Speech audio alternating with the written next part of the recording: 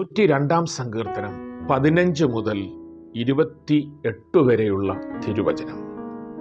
യഹോവ സിയോനെ പണിയുകയും തൻ്റെ മഹത്വത്തിൽ പ്രത്യക്ഷനാകുകയും അവൻ അഗതികളുടെ പ്രാർത്ഥന കടാക്ഷിക്കുകയും അവരുടെ പ്രാർത്ഥന നിരസിക്കാതിരിക്കുകയും ചെയ്തതുകൊണ്ട് ജാതികൾ യഹോവയുടെ നാമത്തെയും ഭൂമിയിലെ സകല രാജാക്കന്മാരും നിന്റെ മഹത്വത്തെയും ഭയപ്പെടും.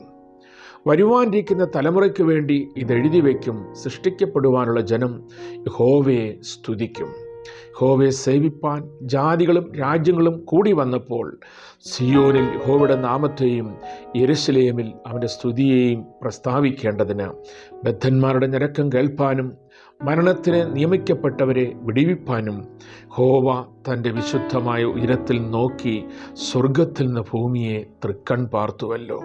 അവൻ വഴിയിൽ വെച്ച് എൻ്റെ ബലം ക്ഷയിപ്പിച്ചു. അവൻ എൻ്റെ നാളുകളെ ചുരുക്കിയിരിക്കുന്നു.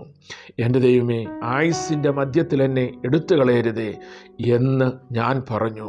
എൻ്റെ സംവത്സരങ്ങൾ തലമുറ തലമുറയായി ഇരിക്കുന്നു. പൂർവകാലത്ത് നീ ഭൂമിക്ക് അടിസ്ഥാനമിട്ടു. ആകാശം നിൻ്റെ കൈകളുടെ പ്രവൃത്തിയാകുന്നു. അവ നശിക്കും, നീയോ നിലനിൽക്കും. അവയെല്ലാം വസ്ത്രം പോലെ പഴകിപ്പോകും. ഉടുപ്പ് പോലെ നീ അവയെ മാറ്റും.